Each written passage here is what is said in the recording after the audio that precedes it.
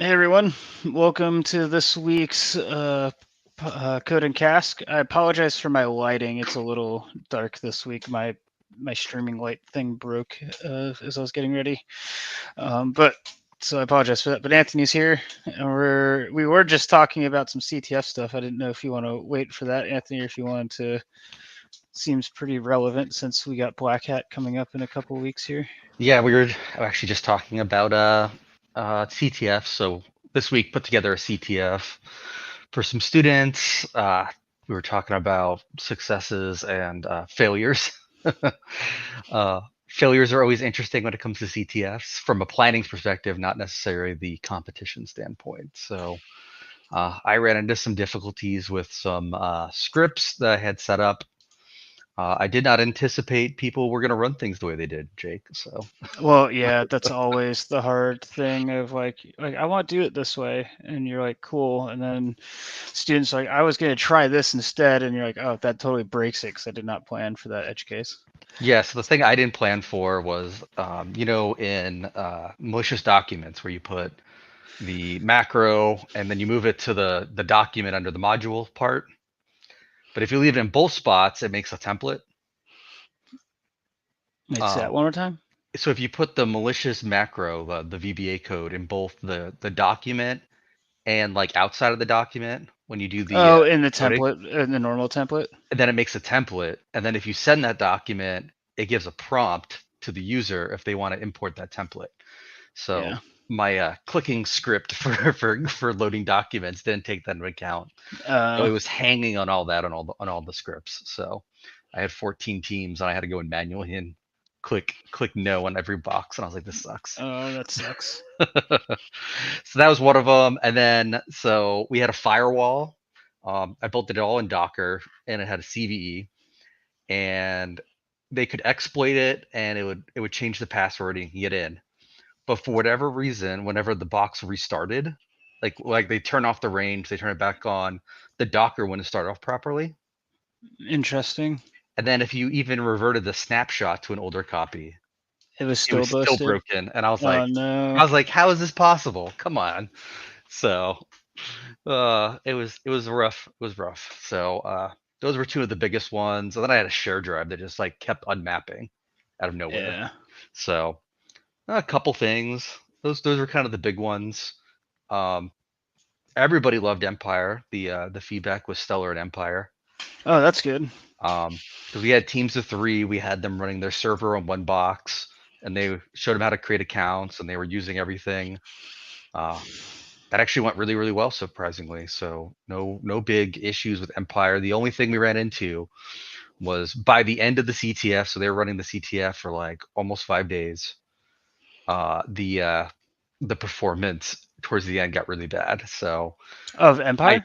yes, but I think it was more the box's fault because I only gave them 4 gigs of RAM, Oh, yeah, and probably. towards the end there were teams that had 85 agents and close to 10,000 tasks that they've ran. That's impressive that they had that many agents.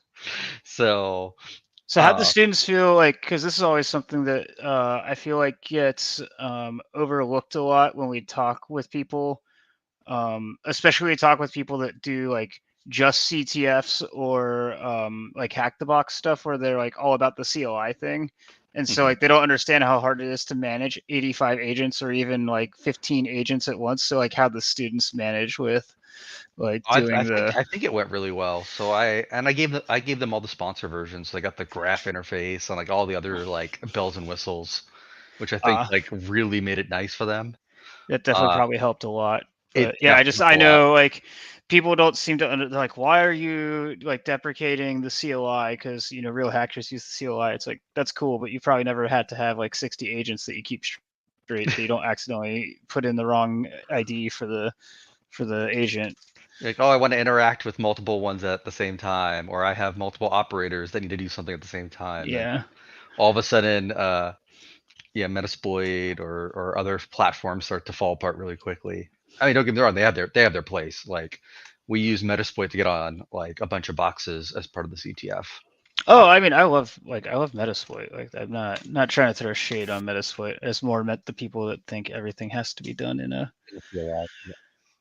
But since we're talking about Empire, I've told you about this, and but you haven't got to see it in a practice yet. Because I need your help. It's not going to run though. You got a at the beginning.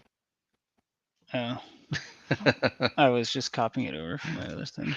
But yes, this is awesome. I'm excited to see this. Yeah, but we gotta figure out what we want to do. So for people that have been curious about C2 development, we're actually gonna potentially do some like actual engineering development here because we got to figure out how if we're gonna use this, Anthony, which I'll explain it in a second to everyone. We got to figure out how we want to do some of the task management within Empire. In terms of like how we want to manage the files, if we want this to be just like the default task execution methodology for the IronPython agent, or if we want to make it like a new message type. So that actually brings up a good point. So Yeah. in 6.0, I was leaning very much towards essentially one execution type and Okay. everything being a background task. Um, I think that's the right way to go about things. I don't see any reason to be running anything in the foreground. No, I agree with that aspect. So the only reason to run things in the foreground is potentially for the shell, interactive shell, so that your variables and commands are persistent, right? Because if you're executing as a background task, it opens a new app domain, and then like Mm, if someone built a variable, they won't be able to access it on the next command execution. okay. So why don't we just do shell commands and have the shell commands consistently in an app domain? Uh, we could look at that. You're Because like, wait a then you minute. need, well, the problem with doing that is then we have to have pipe management to input output the results. Okay. But we could potentially do that. Hmm. And okay, hold on. So first I'll explain what this is, and then I'll bring up what we're talking about because everyone's probably like, "What the hell are you guys talking about?" So the first thing we have is I stole so it turns out that Python has this really cool thing for building custom imports hooks. So when you use this import, Python actually supports creating custom importers.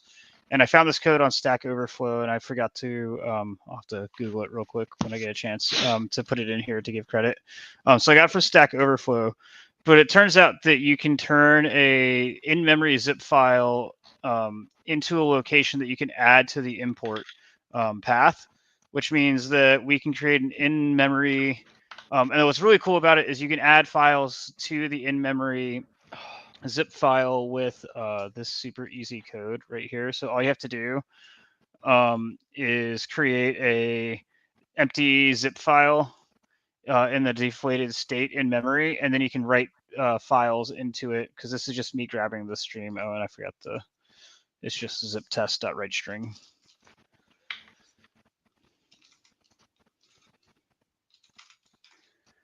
And then file name and data.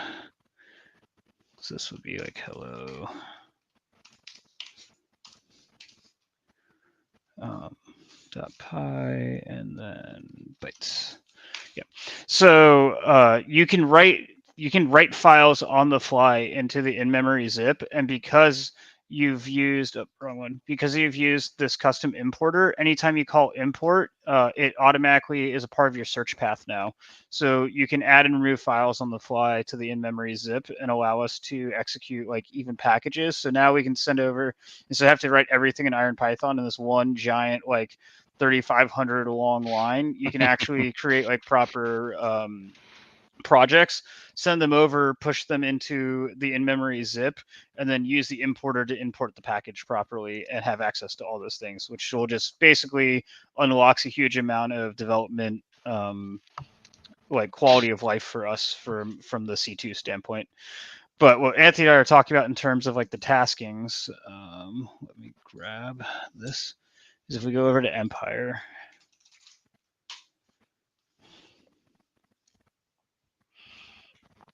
What's the easiest one to see it in? The C sharp, the actual on the The server taskings, side? Yeah, all the tasking.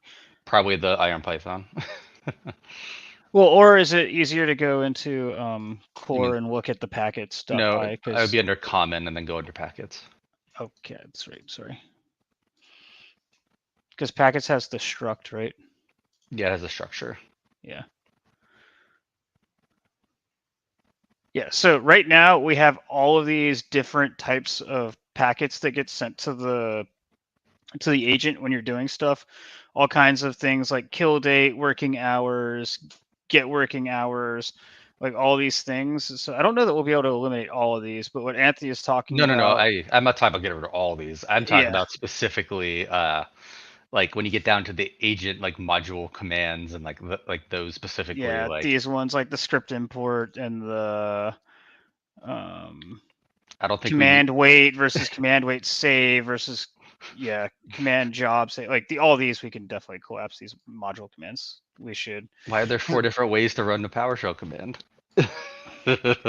Yeah, so the reason that this happened is because it's a problem in software development, like legacy stuff in general, is it was built one way, someone figured out a better way, but no one wanted to go rewrite all the code. To so they just left the old way in for backwards compatibility. And then because the backwards compatibility continued to exist, someone came up with a third different way. It's like, oh well, I'll just make a new task or new method of doing this because they want to execute things like in the background or with a pipe or something, and then it just diverges, and that's how you get spaghetti code in a project, in a nutshell. Oh, don't we all love spaghetti code? Yeah. So, but yeah, so that's what we're talking about. Is like you see, there's like a billion ways here. And so it's necessary for some of these for like to have a difference in the Python code versus like the PowerShell versus like our C sharp. But some of these we can definitely re-engineer to make them not to be like language agnostic. Yes. Especially since we track it all in the so like another thing that this is left over from is there was not a database to track like the agent type in and all that stuff. So, or an easily accessible one. So you had to track like it based on the taskings you were sending. Instead, now we have like an actual MySQL database that's like a performance database. So we could, instead of trying to differentiate it based on the packets we're sending back and forth between the server, we can just have the server be like, what type of agent is this? And then send it across. Yes. Um, Makes a big difference.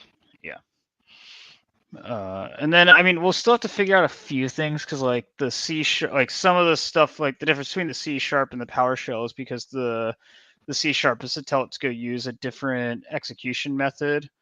But we could just, instead of having the execution method resident in the agent, we can move that into the module and just have the agent run it and then ditch it, right? Mm-hmm. Yes. So, there's a couple of ways that we can improve on this. But does anyone have any questions about stuff? Doesn't look like it yet. We'll see. There's people saying hi.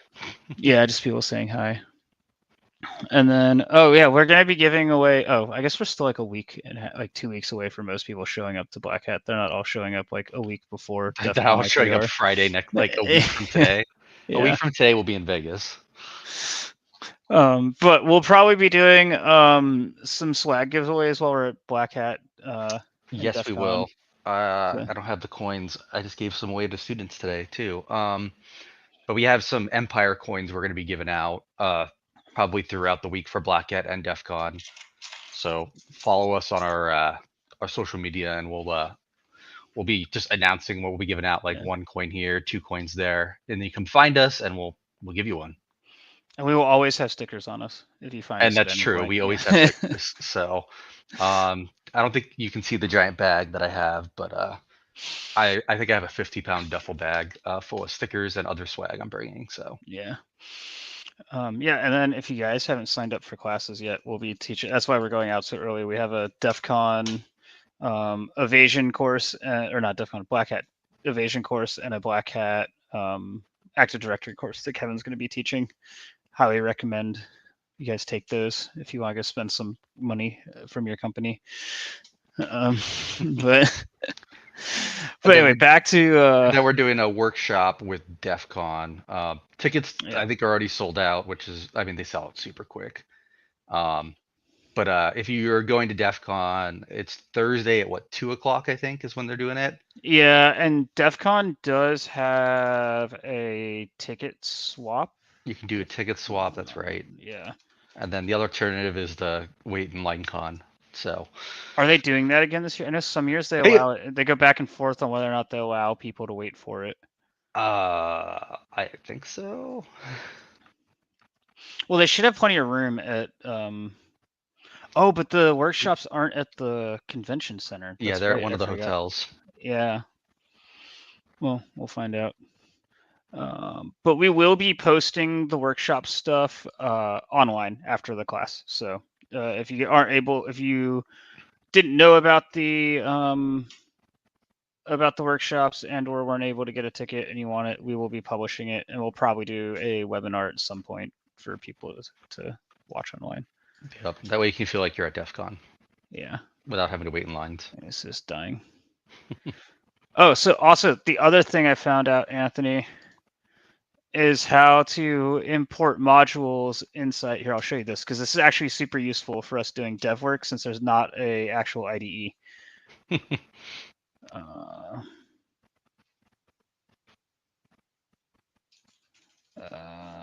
do I need? PowerShell.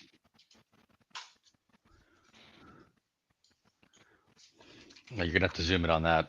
I can't Yeah, read I it. know.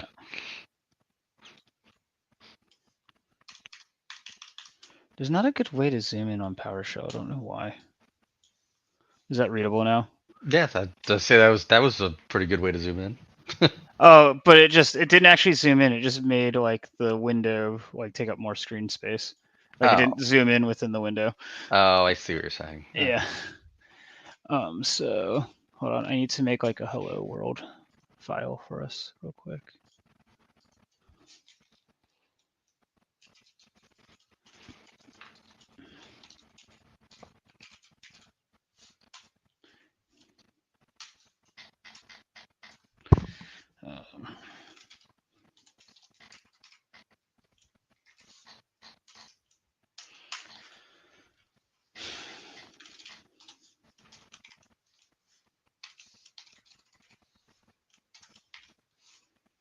Okay, that should be good enough. Notepad, the best IDE. This is Notepad++. It is way better. The fact that IronPython doesn't have like support for any IDE makes me just so upset. Yeah, but you're gonna love this trick that I figured out over the weekend. Or not over the weekend, earlier in the week. Well, I was on the plane yesterday, flying from DC. That was interesting. Oh, I didn't tell you. I got to hear what's his name, Dimitri, the co-founder of CrowdStrike that left like a year or two ago. Mm. I got to hear him give a talk on his thoughts on the threat of China. Oh, I wanted to hear his thoughts on the other stuff. On CrowdStrike, yeah, we did. People avoided bringing that up during the. Oh, that would have been good. Yeah, people were too nice to bring that up. Okay. Oh, I wouldn't have been that nice. So this is the first thing I figured out, which is super awesome. Users, where's the, oh, it had the file where it was. Hold on. Okay, there we go. This is from my other laptop. Oh.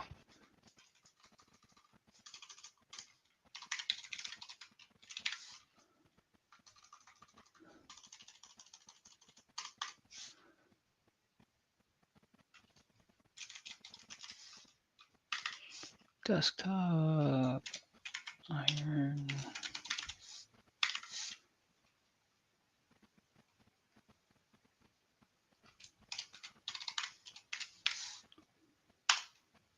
Huh?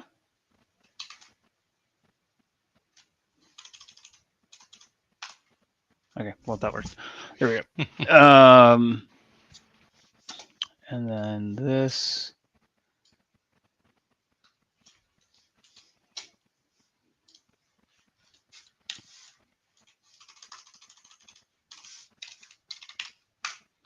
So it's a little clumsy because you have to run about 5 lines of code before you can use the module.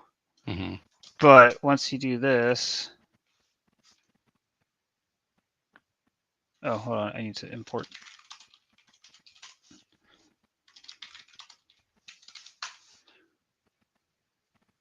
I don't need to import IO yet. What? Is that how you do, or do I need the? I always get my. You gotta have the.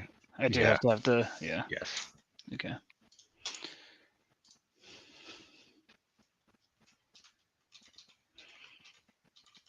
Does it go all the way back to the beginning if you do that? I just have to reload it into memory. So, yeah, because I'm loading the code into memory for testing our stuff, you have to go all the way back, which is stupid. But that sucks. But as long as the code isn't broken, and we don't have to do new modules again. Let's see. Okay, yep, that worked.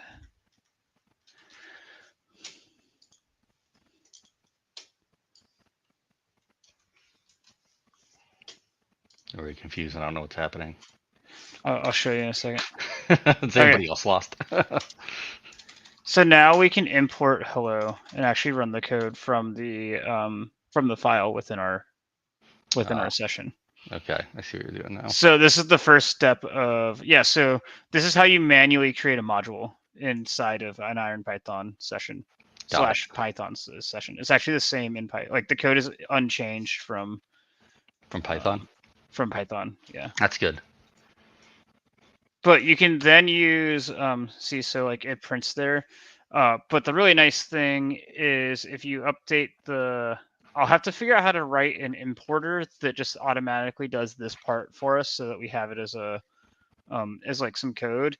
But once you do this, you can reload the modules using import library reload, which is somewhere in here. It's in my other file. This one.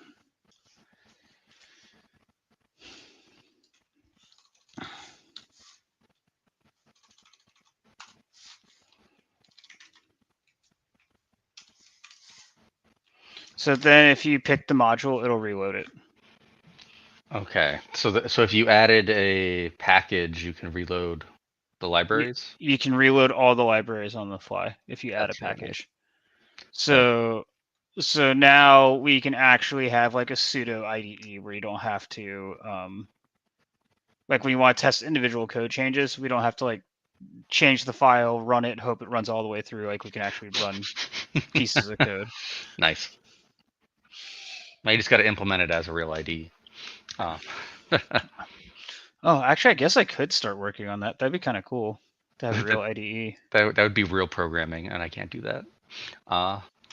So would the zip importer work if we have, say, we have a program that we want to execute, and it has like 2 or 3 files? Well, can I zip all 3 of those files and send it across and run them? As long as right, that's one of the things that I was saying we need to figure out. As long as you use an init pack in init.py, it will work.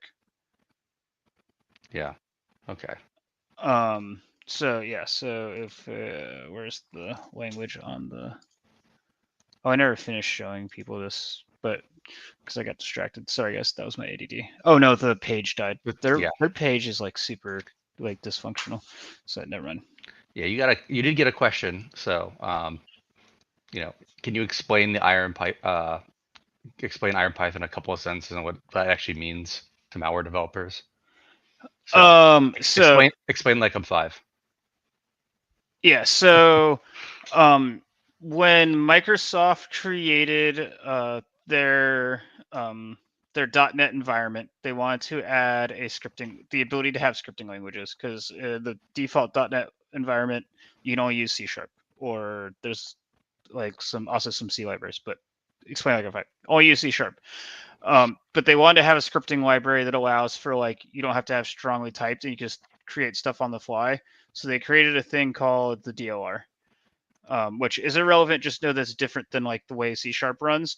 And the reason it's valuable is because it turns out that the DLR and the CLR have different compilers.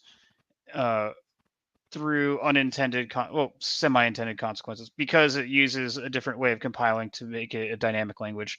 And it means that none of the current security stuff that has been built for C# and the other .NET languages currently works on IronPython.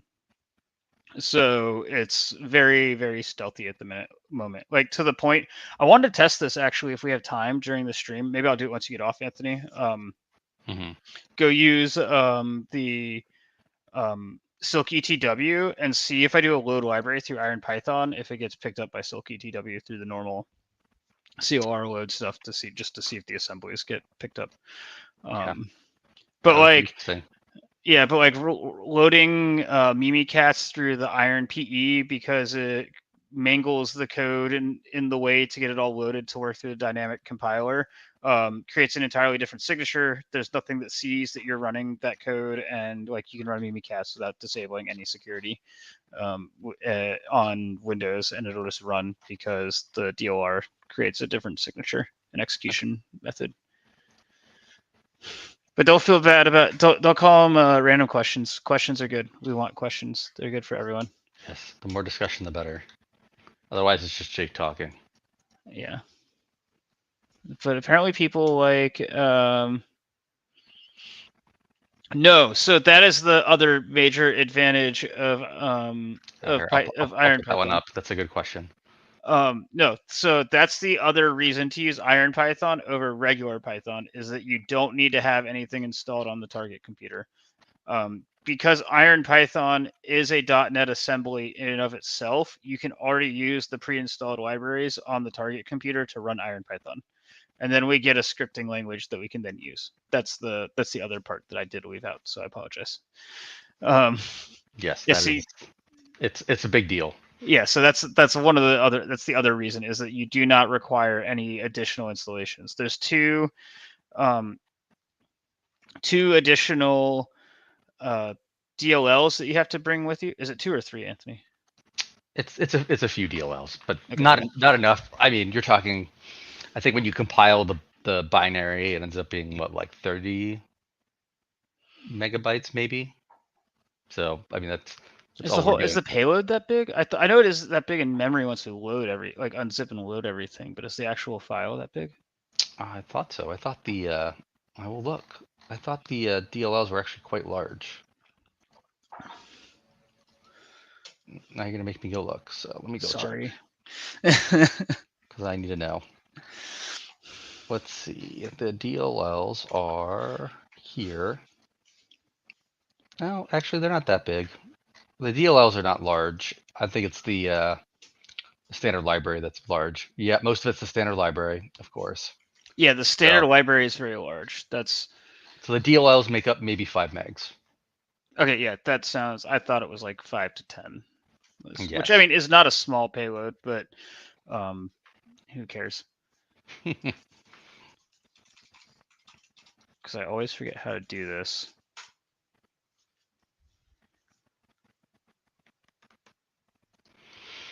No, I don't want a Python project. I want to make a Python package.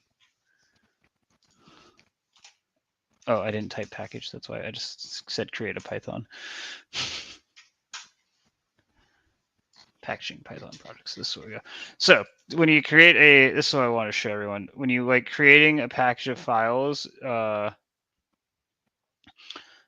you add all this stuff and then. Oh no, this is doing it differently. This is not what I was looking for. Never mind.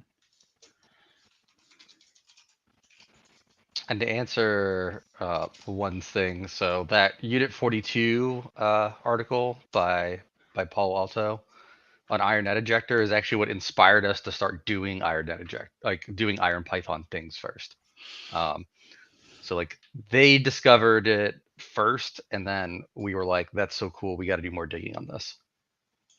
So that's how we kind of like started like evolving those TTPs.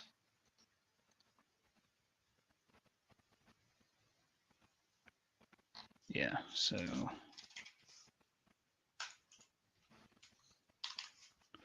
okay.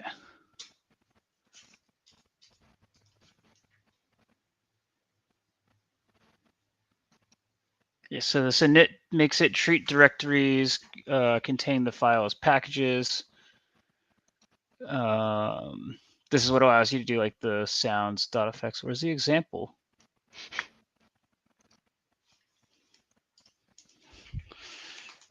It's failing me. My Google skills are bad.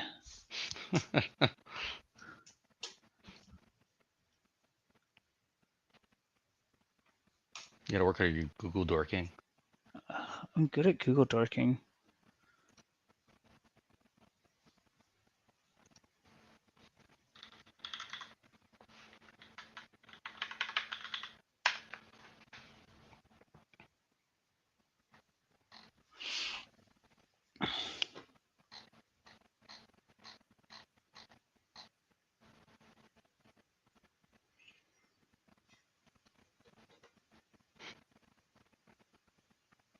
Yeah, if Jake's confused, we're all gonna get confused. Actually, usually No, if Jake's confused, then he'll put it down for a couple days and then have a revelation. no, you guys usually, you and Vincent usually do this. Like That's true. the Jake just has init.py stuff, I don't usually do this stuff. Jake doesn't actually write good code normally, so I write terrible code. I'm good at proof of concepts. That's what I'm. Anyone on stream a Python developer? See,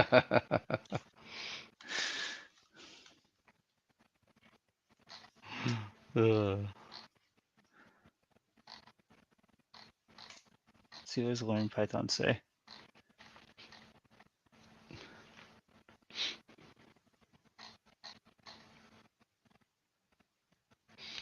Yeah, I thought Jake would have used ChatGPT by now too, so maybe he hit his limit earlier and that's why he's not using it. No, I pay for it. It doesn't look like I actually have to have anything in the init.py itself. It just has to exist.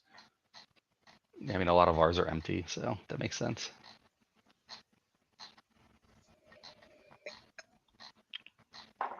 Is it? I didn't think the one you created that we have in Empire is empty. What's empty? We have an init.py in Empire. We have a bunch of them. Yeah, We have in a bunch of folders. I know. Those ones aren't usually empty. Well, some of them are. That one's not going to be. Yeah. Oh no, it is empty. No, it is. Yeah. There you go.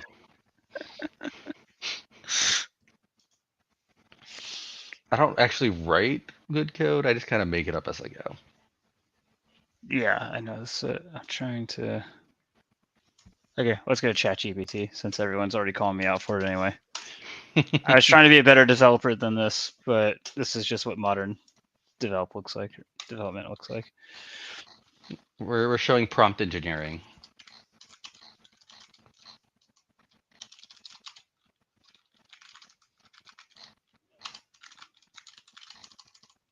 Actually, we don't need it to be IronPython. We'll just give it Python. IronPython will confuse it.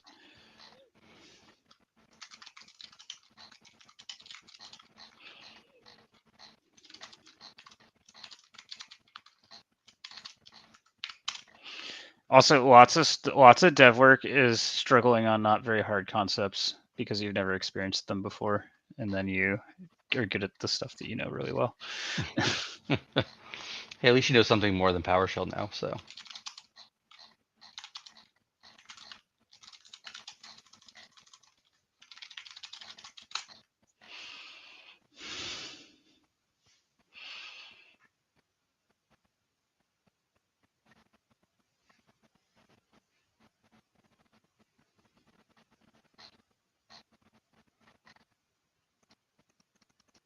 Okay, so let's test this. Let's go test this out, guys.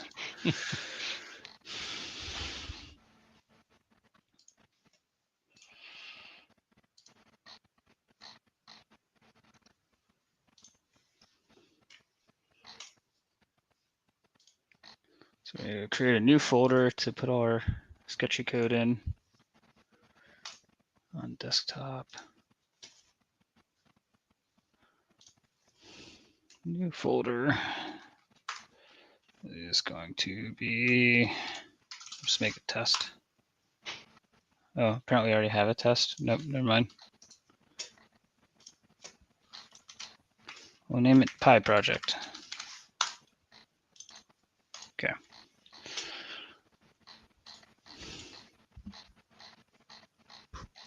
So we're just gonna file save as. Well, I think the dinner showed up. Oh, dinner ship. Are you gonna have to go? Oh, no, not yet. Nope, I still got a couple minutes. Okay. That was just the mail. Yeah, once the pizza shows up, I'm leaving you, man. So that's because I have to manage to get the kids downstairs to actually feed them, which will be a whole other adventure. Just let them starve. They'll figure it out. I don't know. They're old enough now. Maybe the little one might figure it out. I don't know about the older one.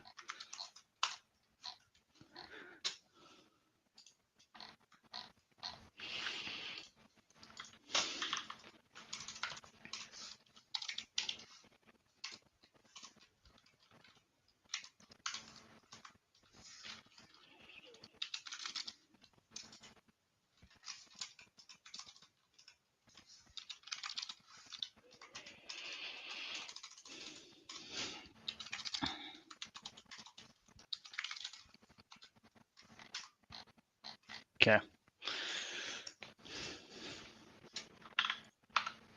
Let's see if this works. Because I actually haven't tested importing a file like this yet. Oh, that's good. Yeah. Okay, so now we Are we just gonna place? Are we gonna place bets? I don't think it's gonna work. What are gonna be the other bets? Who You else? have no faith. I never have faith.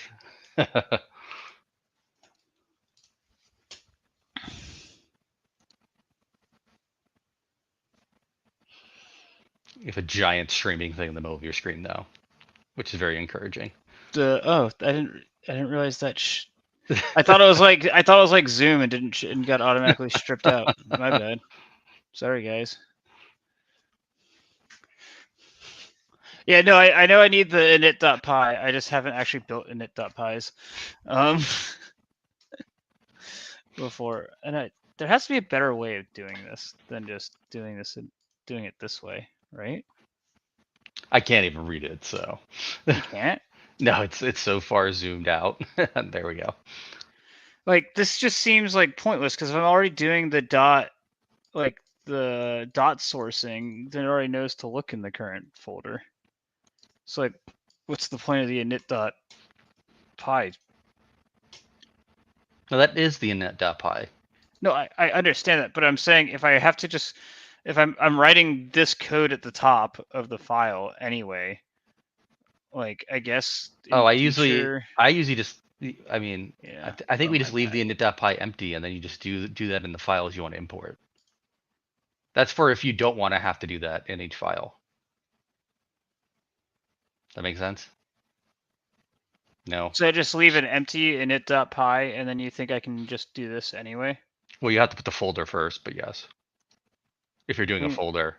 What do you mean put the folder first? Well, if it's going to be inside of a folder, it'd be like from folder dot my package import. No, the isn't the folder name the package name? I thought this was the whole point of the init.py.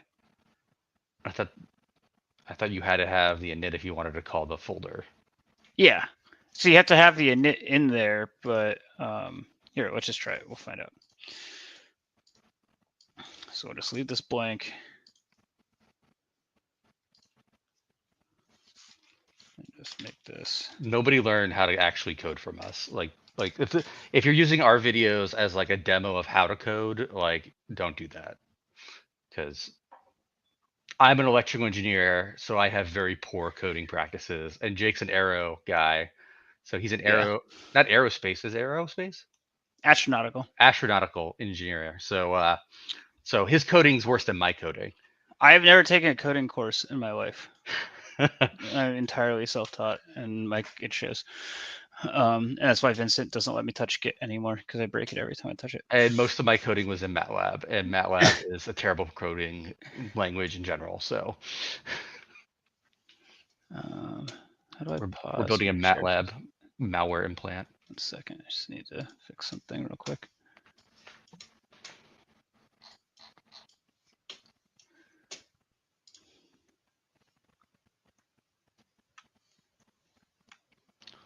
Oh, thanks, Kevin. That's helpful. Yeah. Okay, Hey, Kevin, to be fair, you're a real programmer and we're not. Okay. this makes way more sense, Kevin. From the dot. Okay, that makes way more sense. I was like, this chat GPT thing does not look right. Really funny. We have one of our guys giving us crap in the background. Yeah, he joins our stream sometimes. That's why we do ridiculous things and Vincent writes the server for us. Kevin's judging us, but it's okay. Oh, that's okay. Yeah. He's just jealous that we can do fancy boff things now. We can do fancy boff things now. That part is true. Okay, so we don't need this anymore. Okay, so we're gonna do 2 different things now that I've got that working. So we are gonna go ahead and import.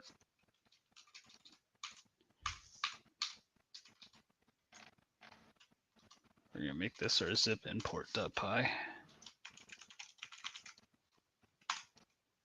Huh? Did I call it zip importer by accident? Oh, no, there's an extra M in there for some reason. I can't type. It's zip importer for some reason. What? Yeah, I don't know. Did you type that? Yeah, I must have typed Oh, it when I was saving the name. oh.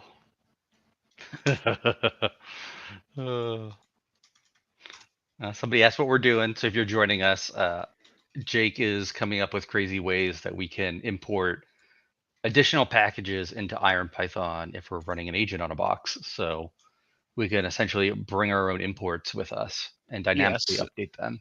Yeah, so that we can so basically right now for IronPython we can like in the IronPython agent we can only execute scripts that use the standard library, and every if they have like other imports or whatever, we basically just have to add the code into one giant script, and when we get this working it allows us to continue to properly use packages and that kind of stuff. So it'll be like way better. Or we just put everything in the zip or the library.zip file and we're good. I mean, yes, that's the other option, but then it's like a much bigger pain because then we just have to bring everything all at once every time, and that's like not ideal at all. Yes, always. So this will allow us to potentially like reduce the size of the agent and that kind of stuff. Okay. So now we got this. So now that we have this, I can show off some of the other stuff. So we're going to create an empty zip file in memory now.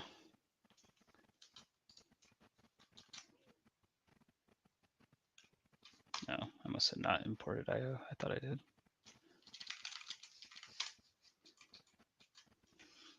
Don't forget to import a zip import.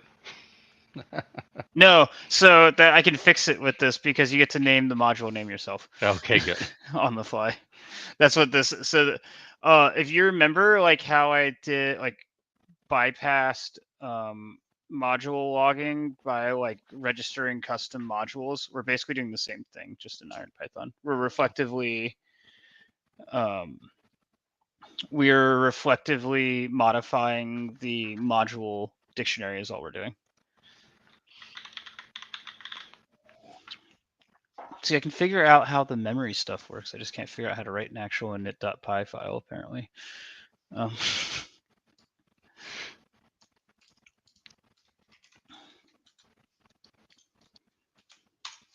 since Kevin's listening, it's because all you know is PowerShell. So, I mean, it's fair. I mean, that's also a true statement. but I'm really good at PowerShell. Sometimes.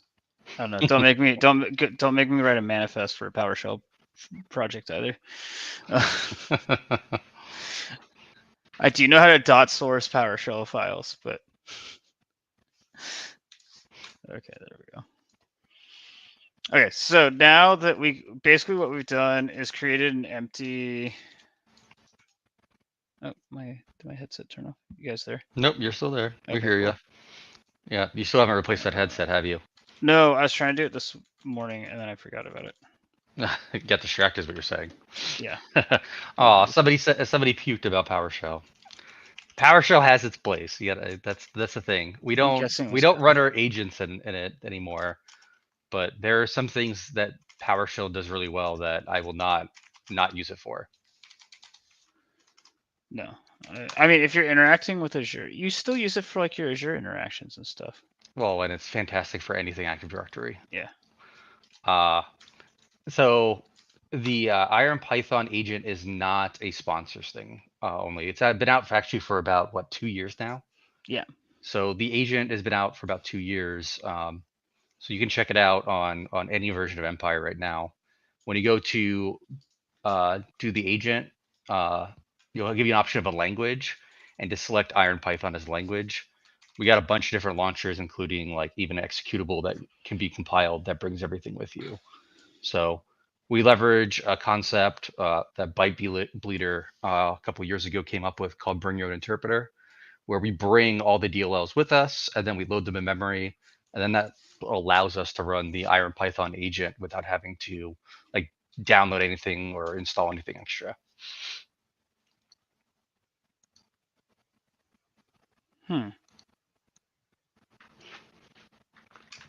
Oh, whoops. There we go. I'm an idiot. Okay, so I screwed up showing it earlier. So okay, now I know how to do this. So let me just create a new zip file. So I can show you guys how this looks, because I'm silly. Okay, so we're gonna have our zip directory, and if we do zip directory dot nameless, you can see that there's delivery guys calling. One sec. I'll be okay. back. You can see that there's currently nothing in our zip file. It's entirely in memory right now, and it will stay that way. But we have nothing in there. Then if we want to add something to the zip folder in memory, all you have to do is use this write string. It allows you to write files on the fly. And then if we do our name list, you can see now that there's hello.py.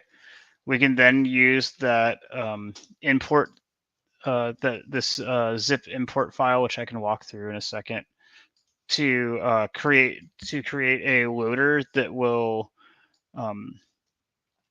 use that file as a search path for whenever we do an import. Oh, I should have named it something different. Oh well, because hello.py is already registered in here, so it'll. But you then do zipdir. So I'll just start the session over in a second to show you the full walkthrough. Do zipdir, and now we can just do import hello, and it works because it knows where it is in memory. So it's really cool. So now that we do that, like we can load modules on the fly. Here, let me exit this, and we'll just start over this whole thing, and I'll walk you guys through it. Okay, so if I try to import hello, it's going to fail because it's not going to find the file. Yep. So now we're going to import our zip importer is the first thing we're going to do. So we have to use these 4 files, which are part of the standard library, or not files, libraries. We're going to read from our module, and then we're going to install it.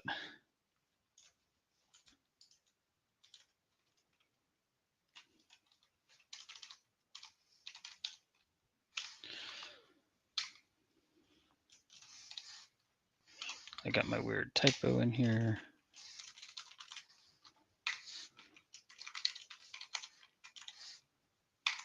I forgot that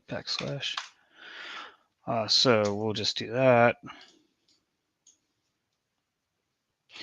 But how this works is you use exec, which basically compiles your code in memory and creates, in the case of IronPython, it's basically creating an assembly in memory that can be loaded, which is really nice. And then it maintains the code location. It loads it into the module dictionary, which is basically just acting as a pointer to where our code is in memory, and then we can execute it because now that the module is registered as part of the dictionary with the memory location for the object, and then we add it into our sys modules,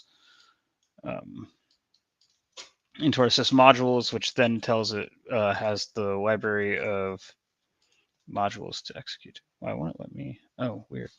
There was a space that I didn't see there. Well, Jake, I am going to drop off the stream. You Okay. guys all have fun. I'll catch up with you later. Yeah. Everybody gets to have all this IronPython fun without me. Yeah. Yeah, cool. Oh, we got some people saying hi from our YouTube stream. That's cool. I think that's the first time we got YouTube comments. But yeah, so now that this is in, now we have the new module, I can import our zip library, our zip import, and I'm not failing it this time. So we have the zip import. Like I said, you can't do the hello thing because it's empty. We're then going to create an empty zip folder in memory.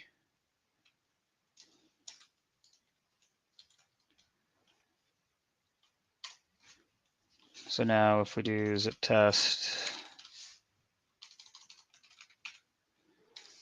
.name list, it's empty.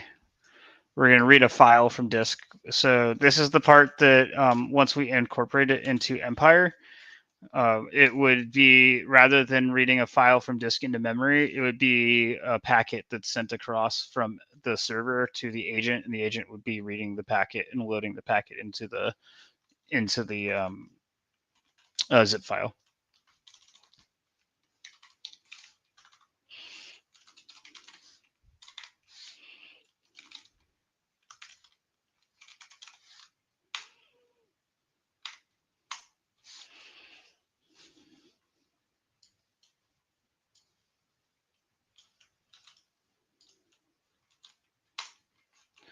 So now if we do the zip test name list again, we actually have a hello.py file in there.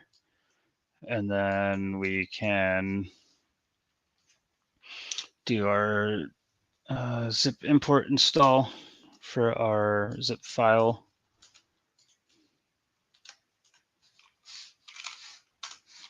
And now when I do import hello, it won't fail. Or I lied. Why did that not work?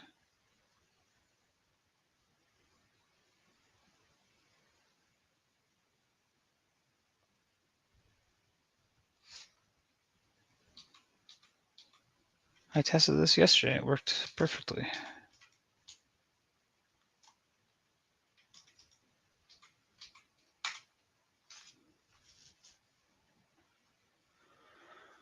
Huh.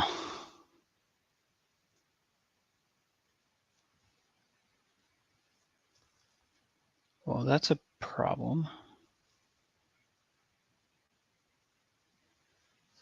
So we went into our zip importer. That's what those print files or those print statements are. So we went here.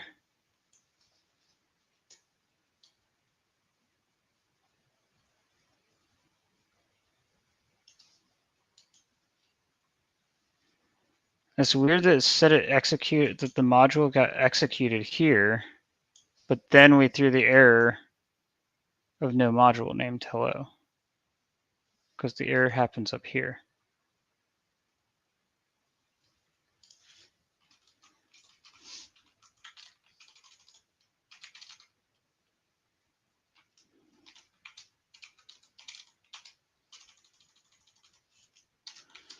Oh man, I don't know why this isn't working.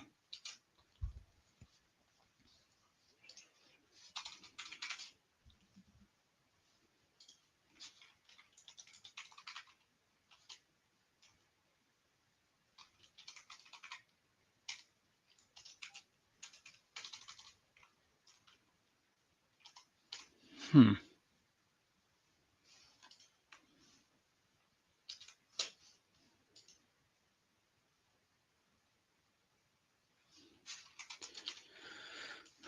this is frustrating.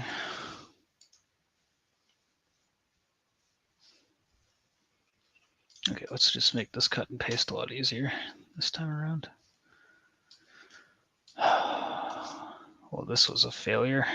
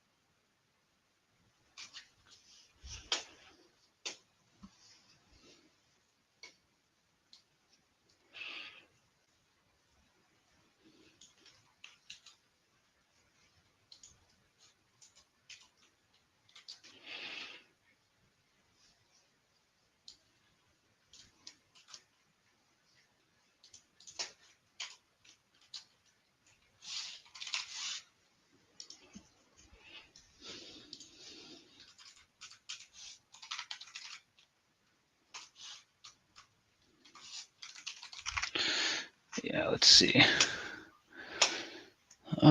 Yeah, this was like a total fail for some reason. We'll troubleshoot in a second. But does anyone have any questions on what we're doing right now?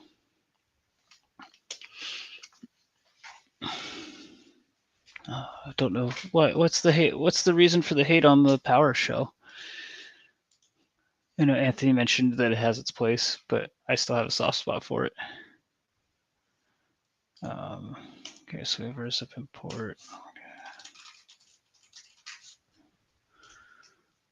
Desktop. IronPython/hello.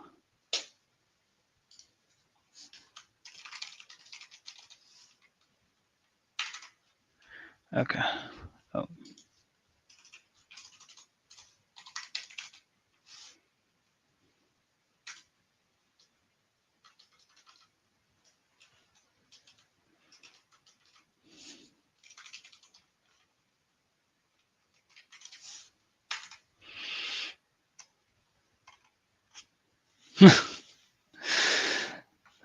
Yeah, I know. I don't want to move on from PowerShell though. Although I have effectively. I don't use it. I don't actually use it that much on engagements anymore. I just like to get on my soapbox about it because I can. Okay, so we'll start our IronPython thing back up now. Should be able to just cut and paste all of this to make this a little faster.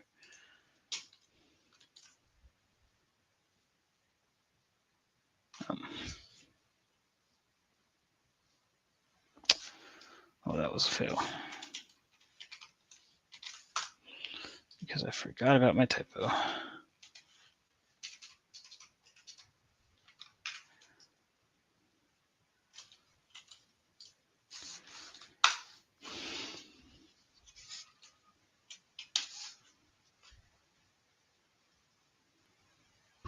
Okay, let's see. Huh.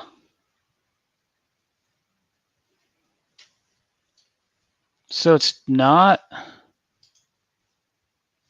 Okay, so let's see if we try to.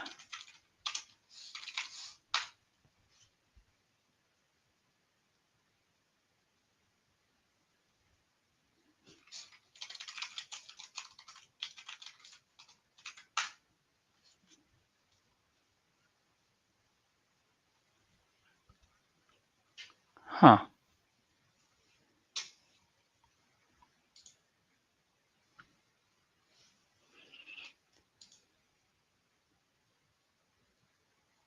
Why is this not working?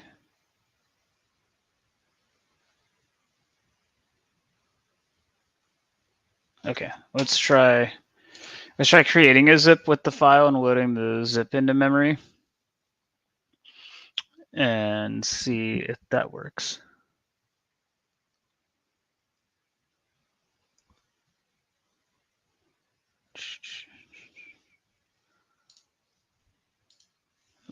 Wrong thing.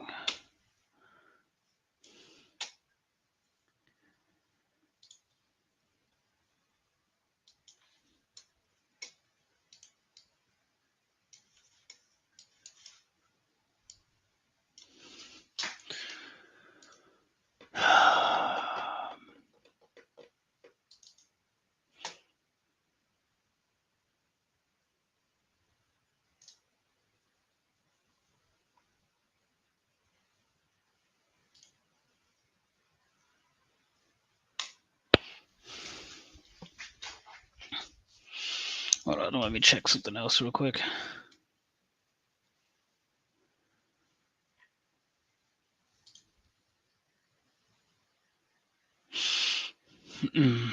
Sorry, I'm trying to check some old code that I have.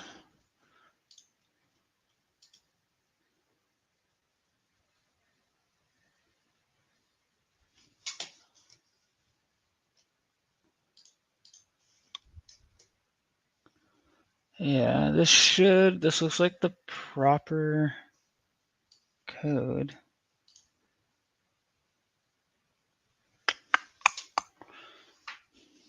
Oh, did I forget to run? Nope, it's right there.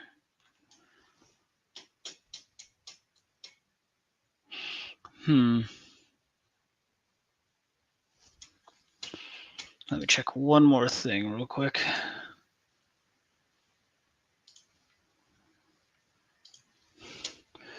But who's going to Black Hat and DEF CON? Anyone got anything cool planned for those trips?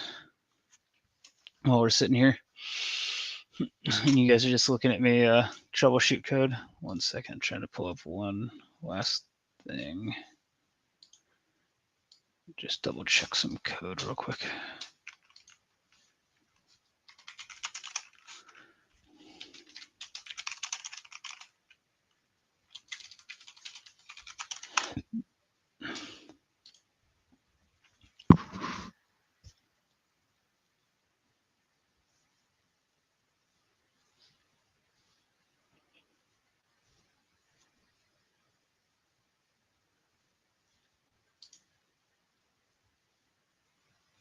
Oh yeah, I think I remember how to do this. Okay, so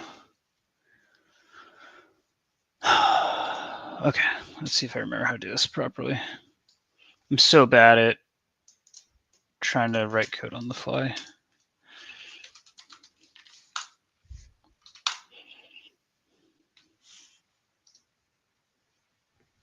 Okay, so we have import zip.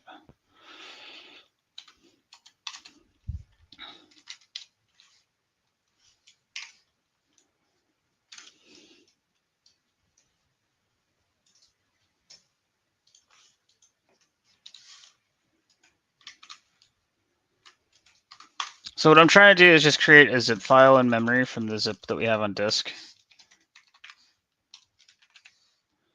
so that we can use the zip object.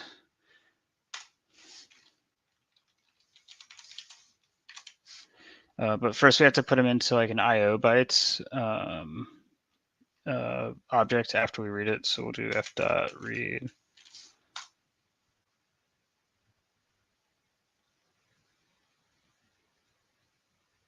Wait, why didn't that work?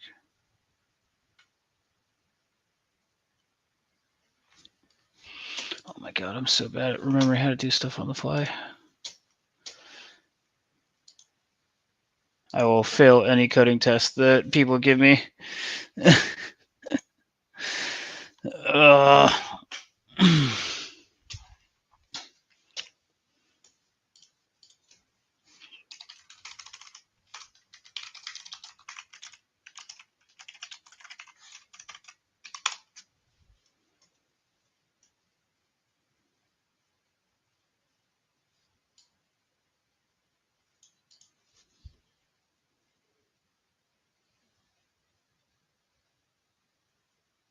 Oh, I think I can just, here, we'll try this. This should work. I don't know why I was making this harder than it needs to be.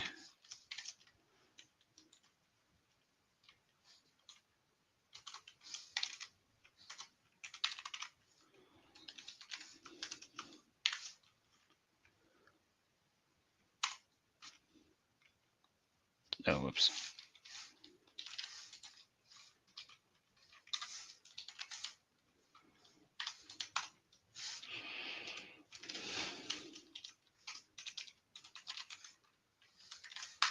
Okay, cool. So now we have an actual zip file. Okay, so now let's try, let's see if this zip import works.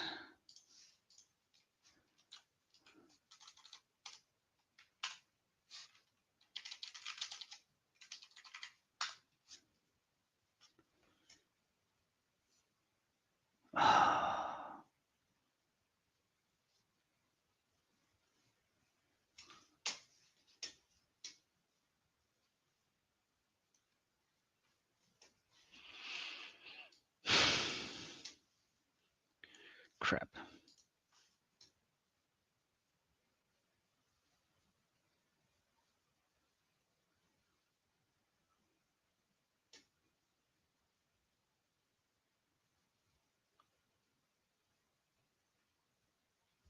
So where's it failing? File standard in. Why doesn't it work on this computer, but it works on my laptop?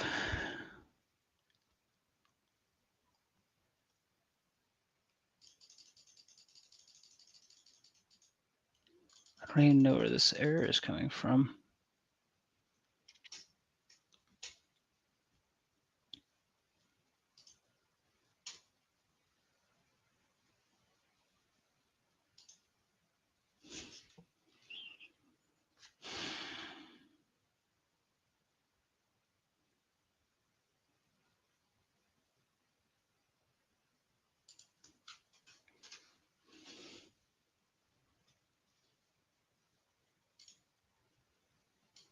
Is the name failing here for some reason?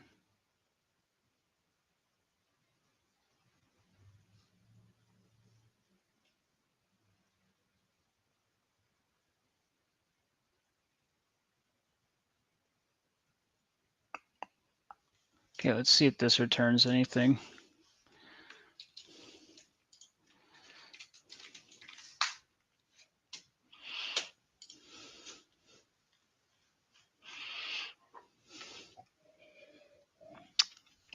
Oh, and I forgot to mention for everyone that I'm drinking a Jack Daniel's single barrel rye tonight. What else is what are y'all drinking out there? Kevin, did you actually get a drink? Did you oh, cream ale, nice. Kevin, did you kill your second bottle of Found North yet?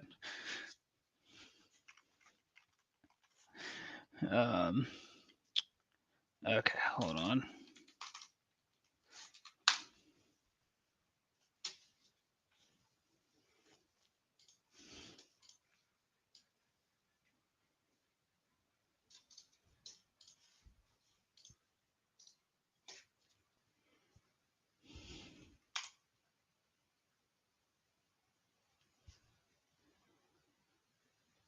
Okay, this failure doesn't make any sense.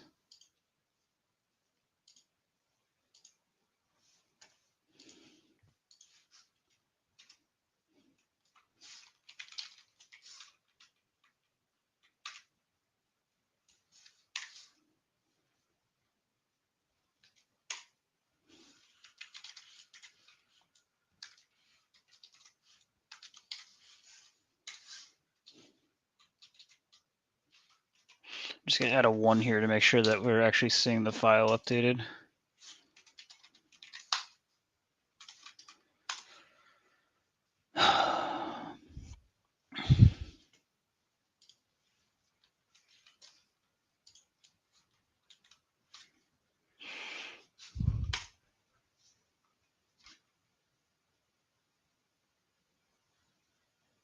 Okay, so this makes 0 sense because this shows that like our package is executing and that the module is properly built.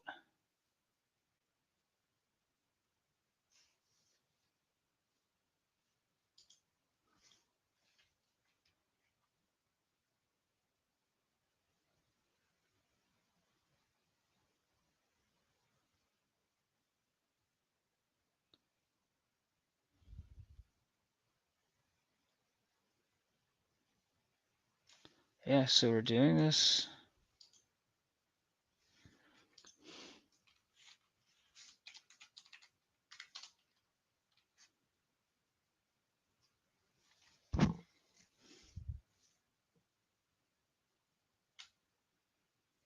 Okay, let me see if I can get my laptop connected so that we can test it. I have them on both, so I can try testing this one too.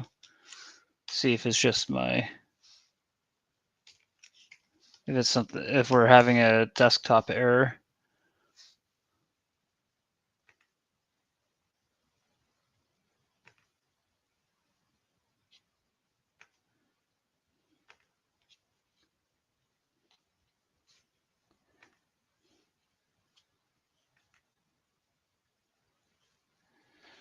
So 1 second.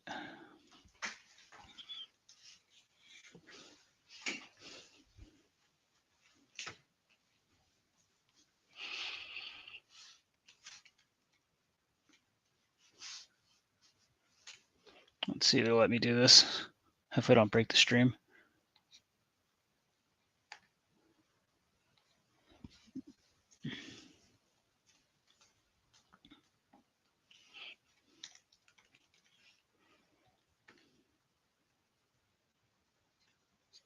Okay, Oaks.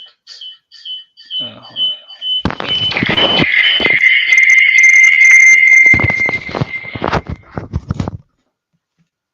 Sorry.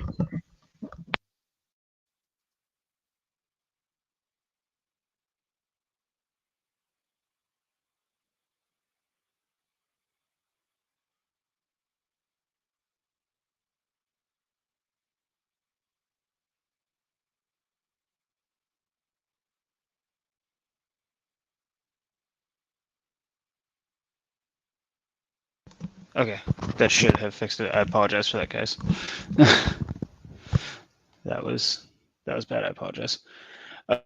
Okay, so let me share this screen, and we'll see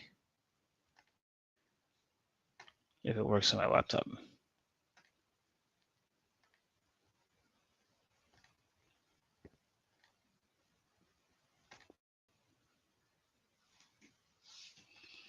Okay, so this is where we've got it here. So let's try this.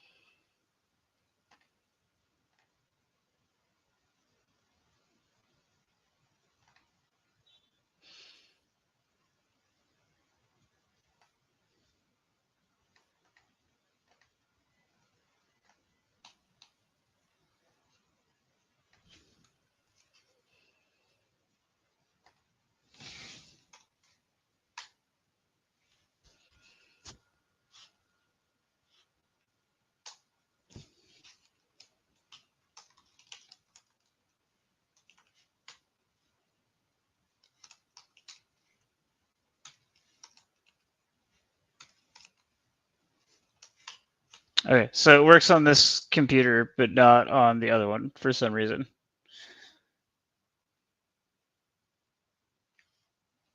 Yeah, okay, that's what I was trying to do. Okay, so this looks slightly different than on my...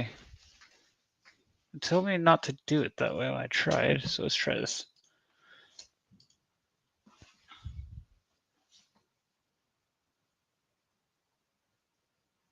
Yeah, because I was trying to do this IO bytes thing, and for some reason it didn't like it when I tried it the other way.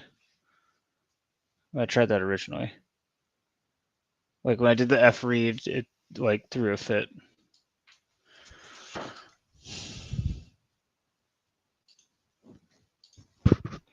Anyone got any ideas on why we have this difference right now?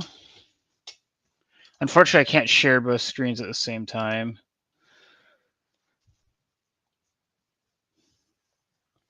But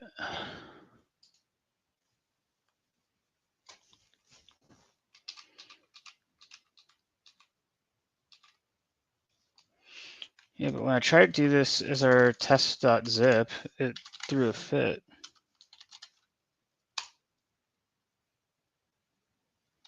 Oh, whoops, that's because I No, that's not me. Oh, it's hello.zip. Sorry. Okay, so we have that, and now when I do f.read, it threw a fit when we tried to do this. I don't know what I did differently.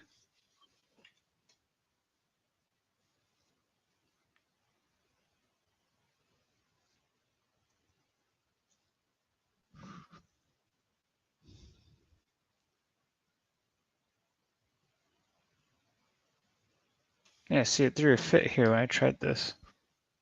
Oh, I forgot to put the read right. That's why I'm an idiot. Okay, well, so this is working. So now we'll do zip bytes.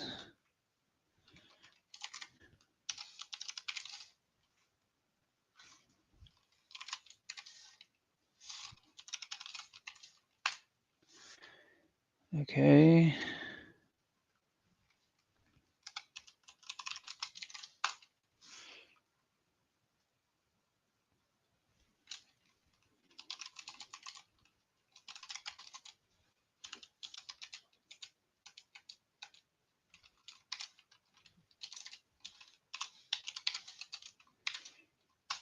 Okay, so that works.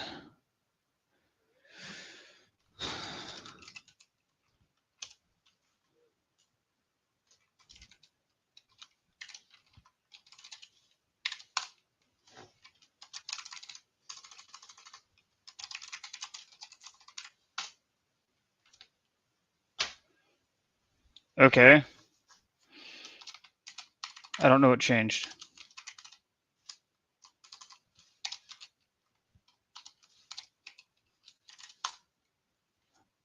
Okay, well, we at least got that part working.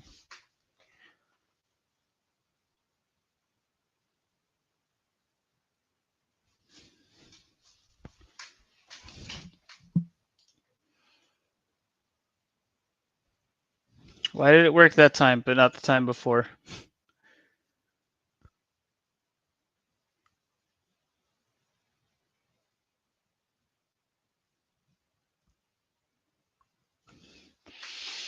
Okay, maybe if we try doing creating the file in memory and then writing the file in on my laptop and try it again over here, it'll work again for some reason.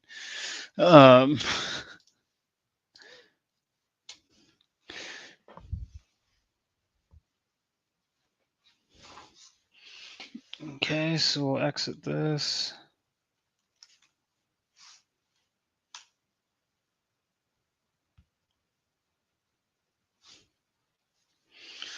Move over.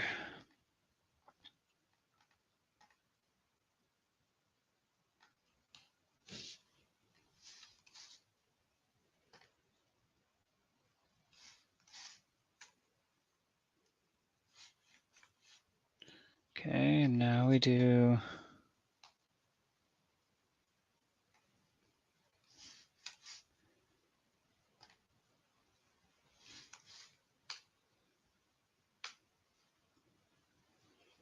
I wonder if I have to convert the bytes to an IO object. I shouldn't need to. Let me check something real quick.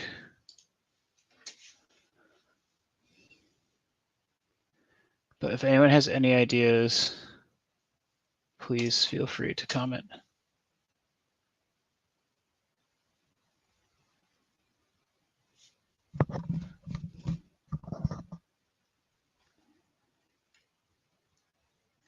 Okay, no, that's not in there. Okay, so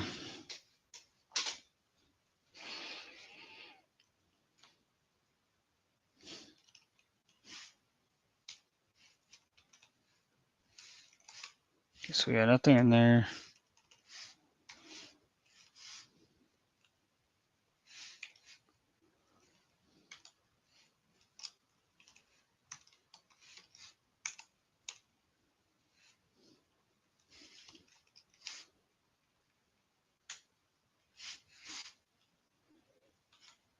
Okay, so that's in there.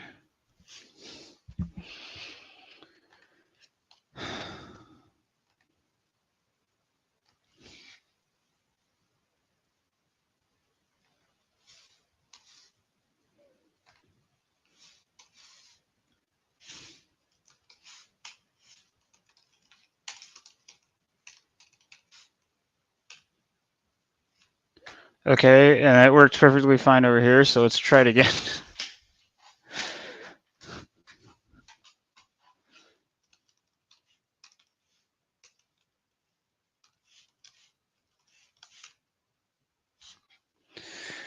I'm very confused right now on what's going on here. Okay, so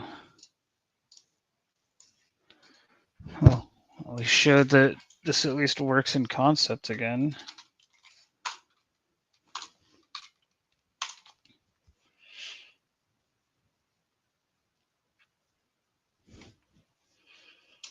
Am I opening? No, that says RB. This says RB. Okay, so let's try this one more time.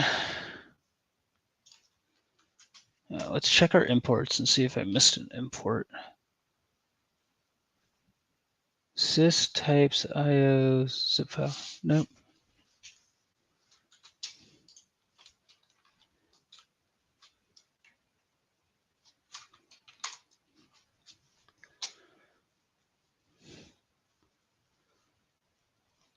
Okay, so now we do empty zip test.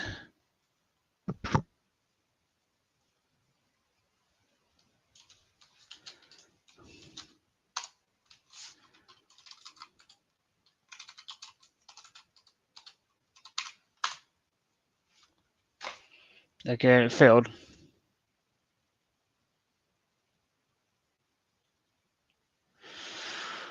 Oh.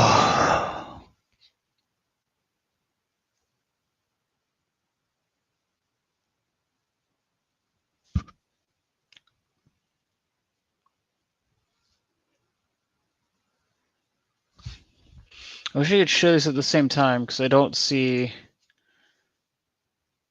a difference between the two.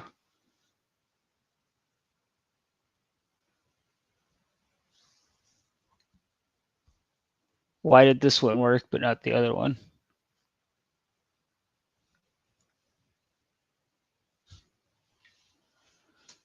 So it says RB hello. Oh, why isn't that throwing a flag? Okay, I think I see the issue. That's weird. Oh, wait, hold on. Let me switch back over. We're missing a backslash right here.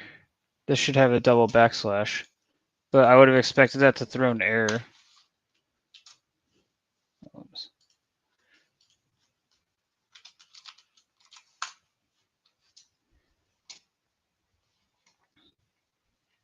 Oh, whoops. Oh, crap.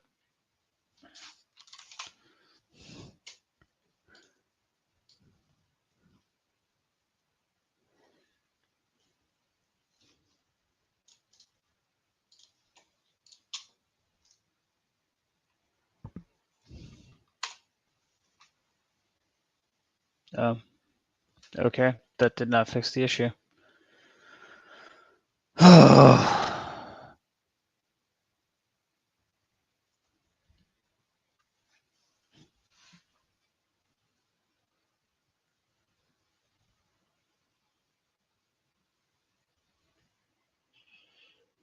Hmm.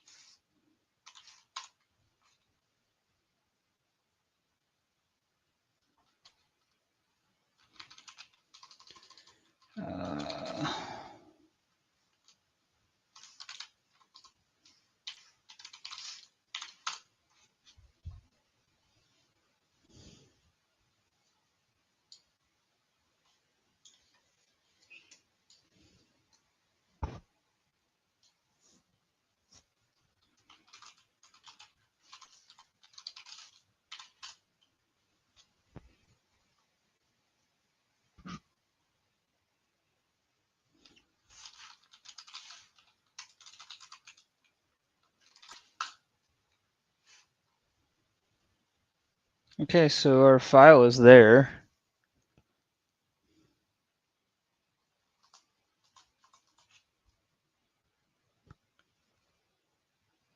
Oh, what's going on with? I got this weird thing down at the bottom. Oh, there it goes. Went away now. Oh. So for those that are just joining us, we're working on creating a IronPython a zip file in memory and loading an IronPython file into that memory and then importing it into the local session so that we can like upload modules to IronPython on the fly, which will be used within Empire to create like more advanced taskings where you can have like large programming things. And for some reason, the code is working on my laptop when we run it here, but is failing when we try to run it on my desktop. And I have not been able to figure out why. Because the code looks the same as far as I can tell, but something's failing.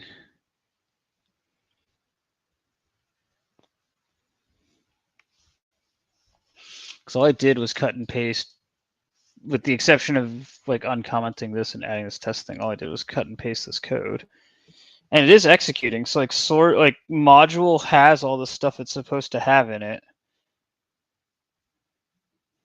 but for some reason it's not working.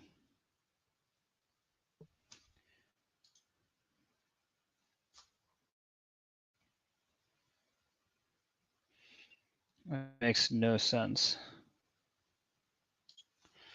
Let's have this print full name just to see what full name comes out as.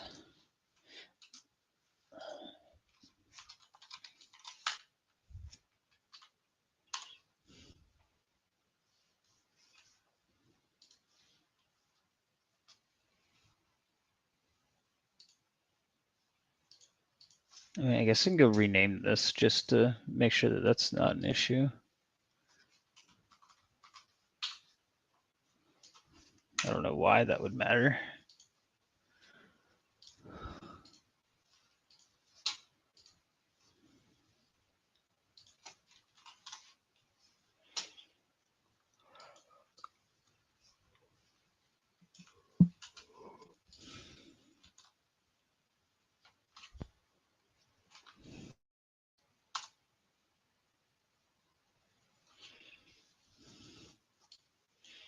So that's correct.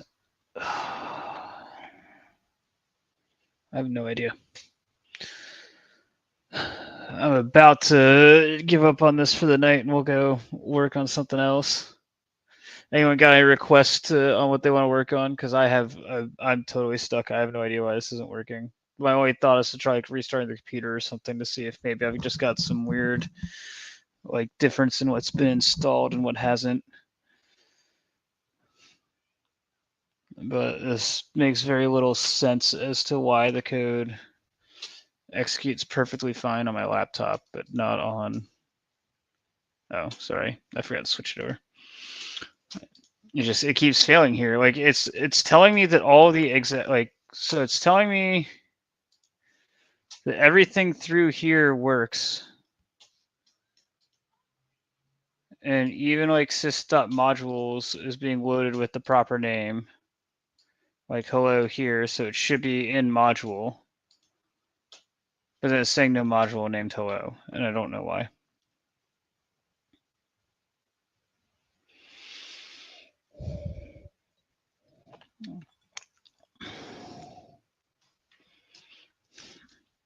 And it doesn't even appear to be failing in zip import. Let's add a print statement here.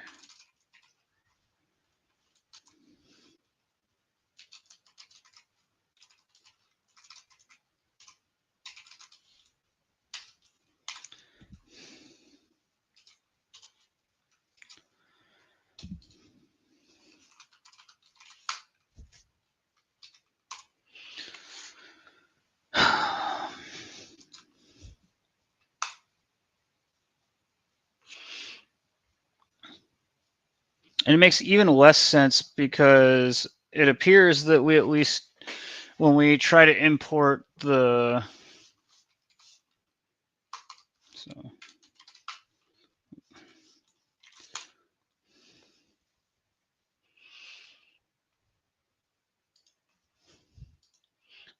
so like it seems to be something different about creating the zip file, like an empty zip file in memory, because if we just do this part of it,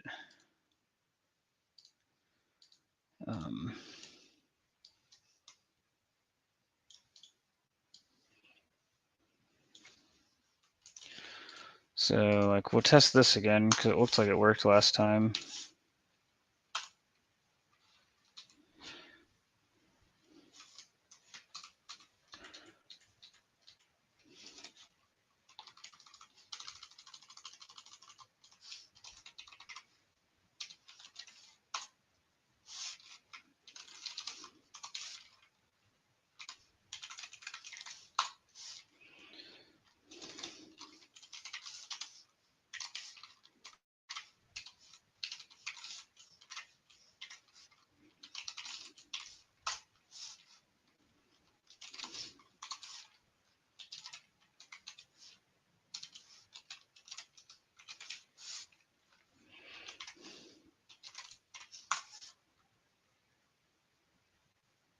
Oh, whoops.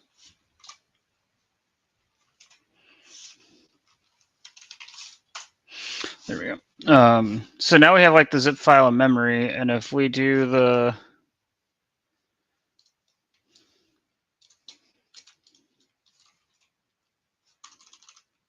because this is creating a zip file in memory, we're no longer reading it from disk. We read the bytes in, we put the bytes in memory, we created an IO object in memory.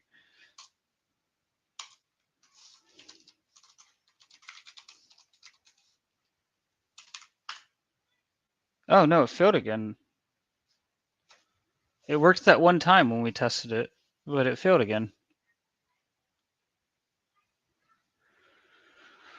Oh, I'm losing my mind.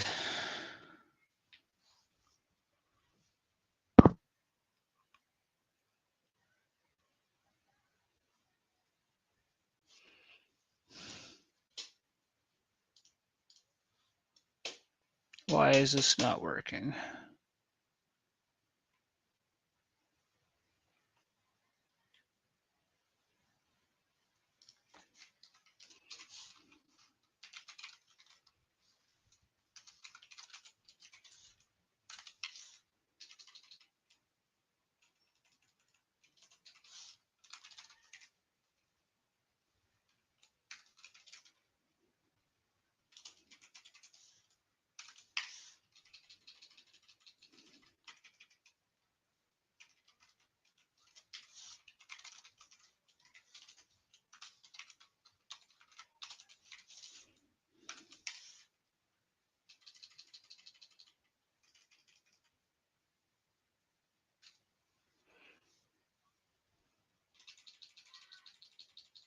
Okay.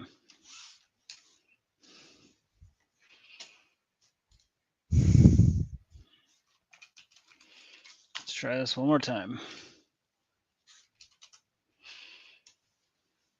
I hate when code doesn't work like this. It just makes zero sense. When it works on one computer but doesn't work on another, which almost means certainly means it's some like package that I have installed or something. Like I don't think I have 7. I wonder if the zip. I don't think I have 7-zip installed on my laptop. I wonder if that's breaking it. But maybe we'll see. So now we're gonna try not screwing this part up.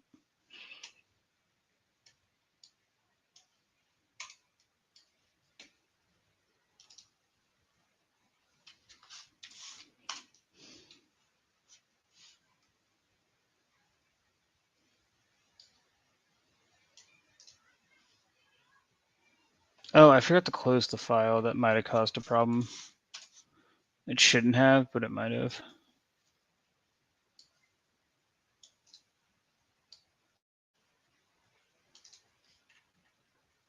Oh, no, I do need it.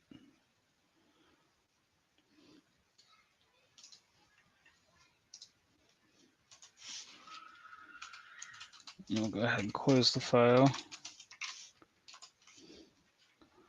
Create the zip file.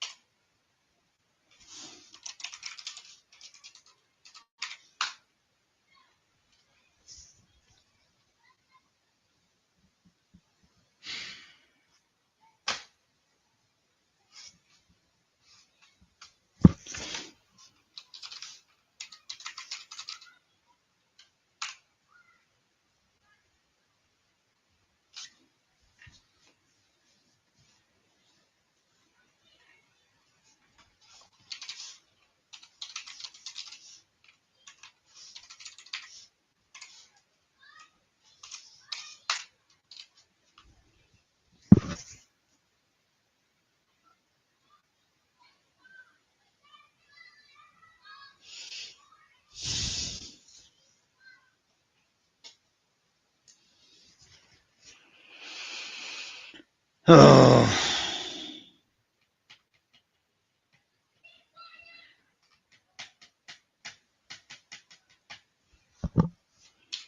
How does this not work?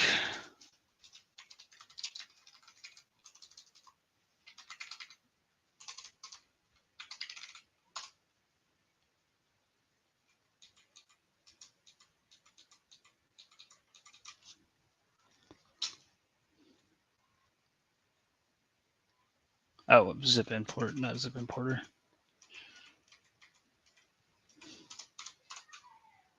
Huh?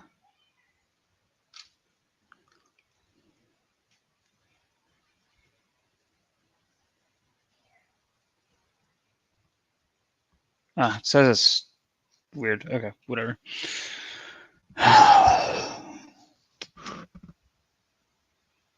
Oh, because it's trying to.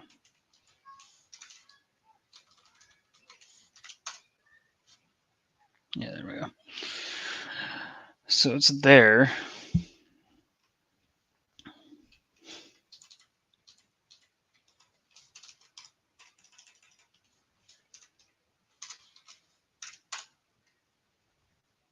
Wait, the module is here.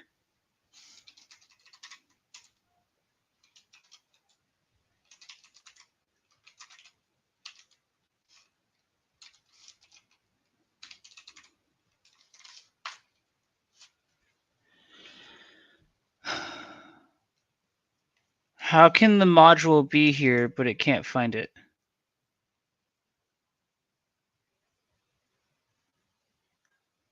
I'm even more lost than I was before now.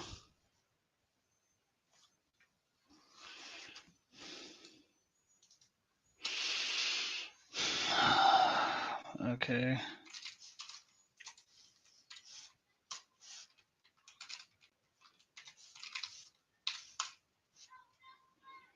Okay, so that means.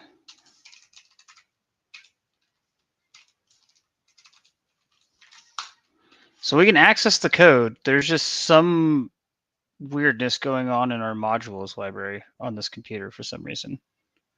This doesn't make any sense.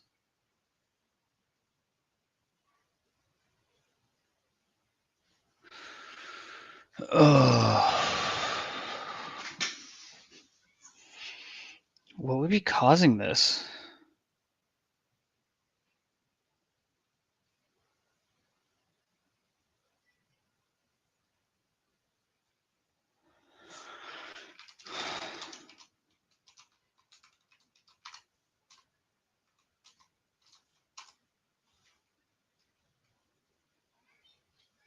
Wait, why did it work that time?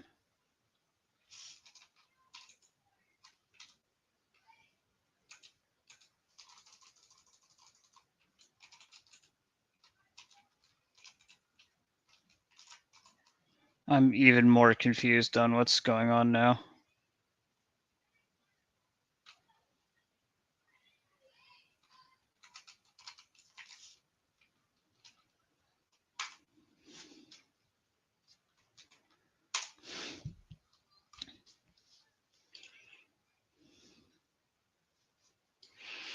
Okay, let's try this and see if we're.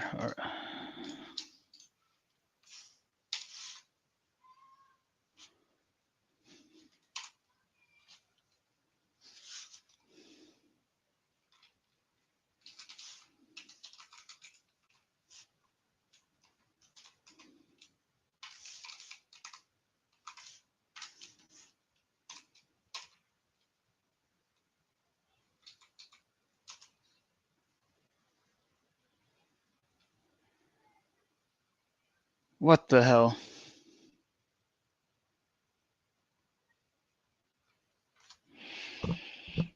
Ugh.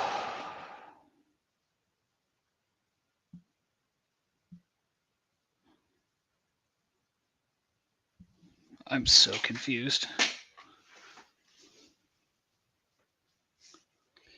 Are we like encountering a race condition where like it doesn't know how to parse it, and then like once we tell it to go specifically look for the key, it then like fixes everything?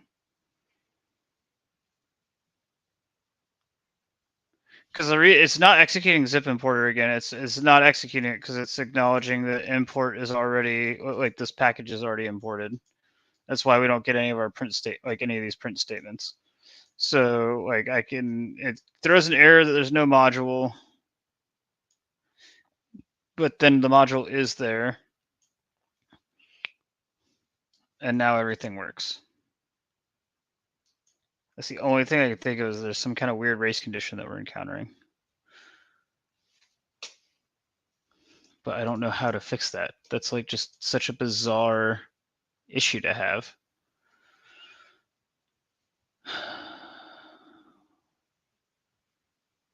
I don't even know how to Google this to figure out what would possibly be going wrong.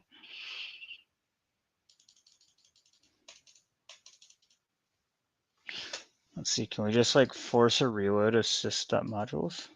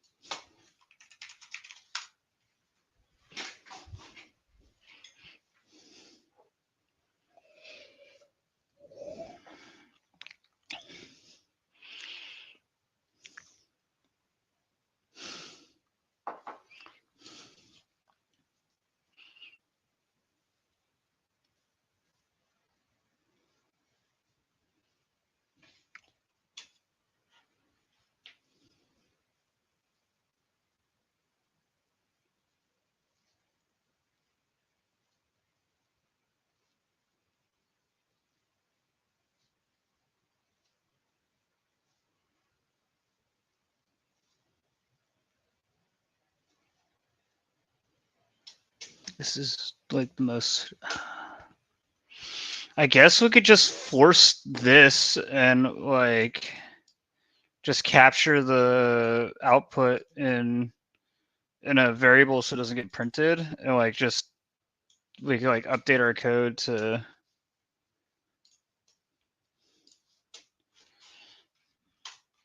But we don't. But it's also throwing an error which will get printed, which is obviously not ideal when we try to import.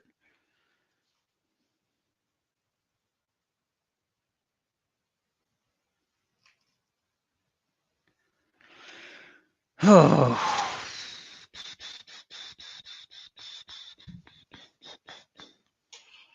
Here, let's try something real quick.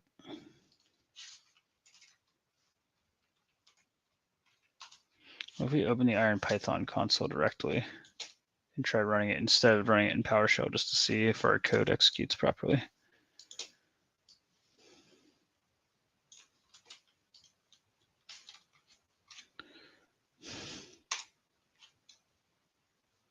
Nope, same issue. And I'm sure the same.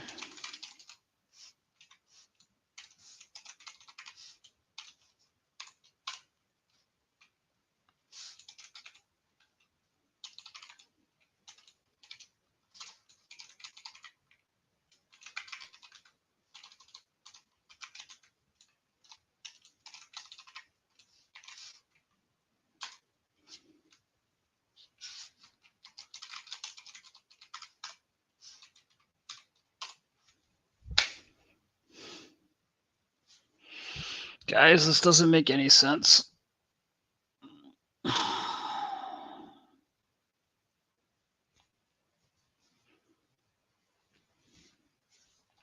Because if this works, then this should work the first time. I don't.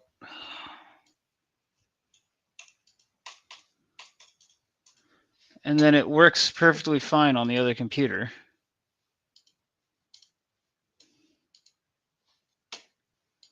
It just makes literally 0 sense. Yeah, for like just to show it for the people that have joined us since then.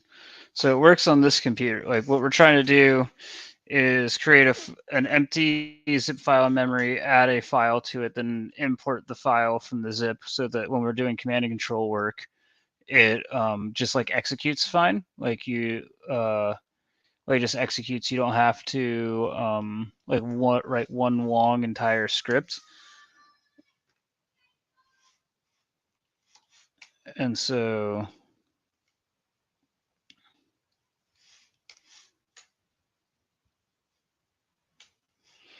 this is like the same exact code as we're executing, minus a couple of print statements to test stuff.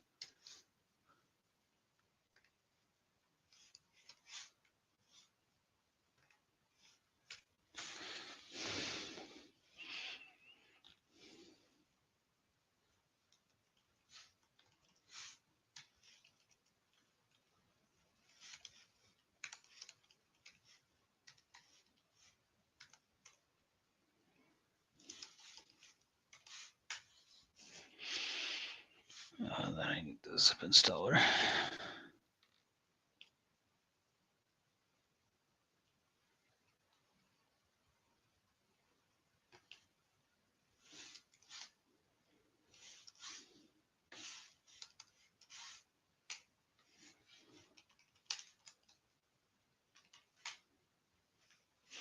And it works fine here. Like we don't need to do. We don't have that silly.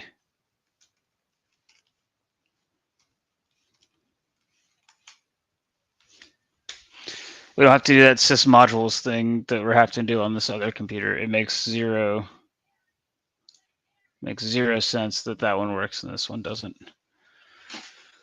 Just really strange behavior. So I don't know. Like I said, but then we have to catch the problem is I also don't know where this error is being, what file this is actually occurring in to catch this error.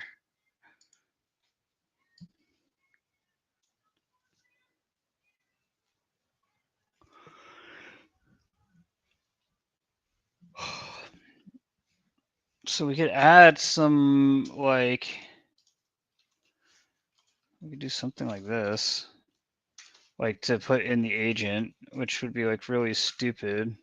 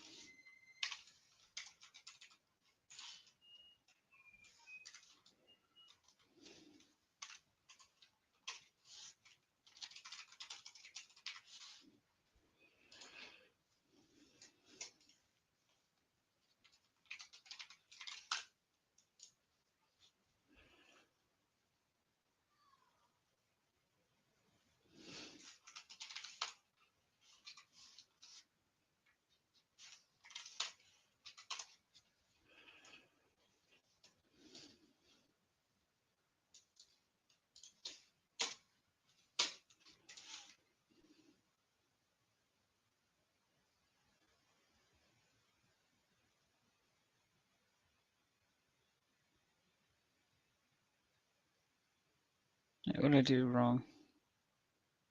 Do I need a return?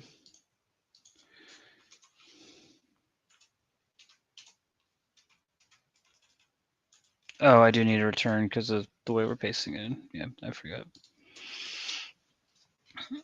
Yeah.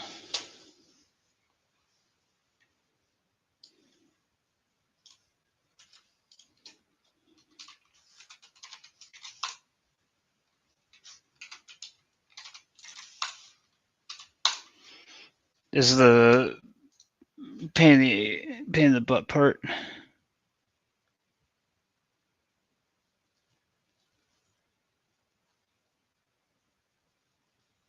Wait, why did this get stripped? 1, 2, 3, 4.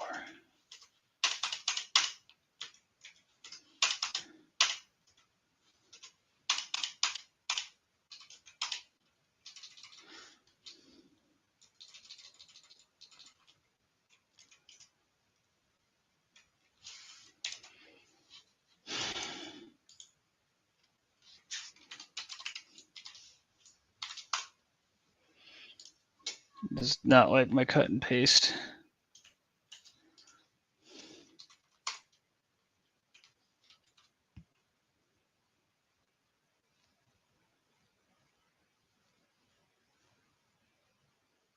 I thought, am I doing this wrong?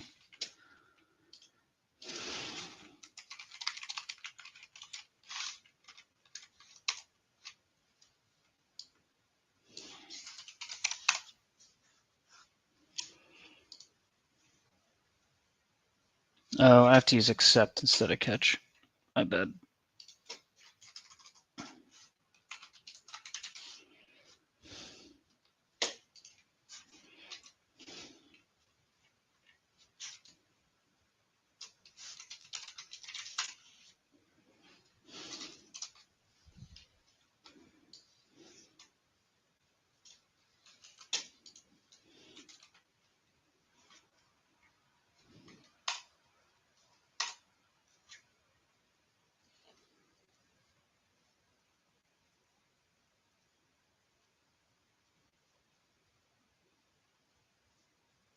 Yeah, so we're going into the accept statement. That's what happened. That's what this printout is here. So this is failing, but I mean, at least we could change this to fail silently now. But I don't understand why it doesn't work on this computer. And it's not even that it's not working; it's throwing an error even though it is in sys.modules already. And then once you call it once from sys.modules, import works. I don't. I mean, I guess this is what happens when we're using like weird DLR languages, but like, it just doesn't make any sense.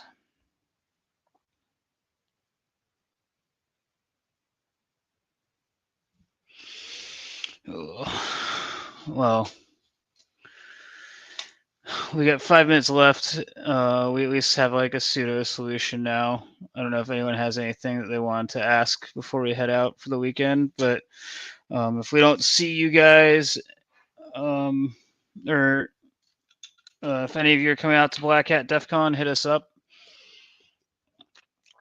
If you're looking for a cool class to take, then I highly recommend like our Black Hat courses at Active Directory or Evasion. If anyone has any questions about the classes, like feel free to hit me up. We'll also be teaching at Black Hat Middle East this year too. So, but then like my last whiskey of the night is Four Roses Super Premium, which is like Four Roses that's only sold in Japan. Picked it up when I was there a couple years ago. It's pretty cool. But yeah, I highly recommend our classes. Our Evasion course has been super popular. We'll be teaching some of this IronPython stuff, but more we'll be focusing on code obfuscation and some like API unhooking and that kind of stuff. But this is all up for discussion while we're in the course. And hit us up. We'll have some swag while we're there and a few drinks and stuff. But I think we're gonna go ahead and call it here a few minutes early, unless someone has a question, which I'll give you guys a couple minutes for a question.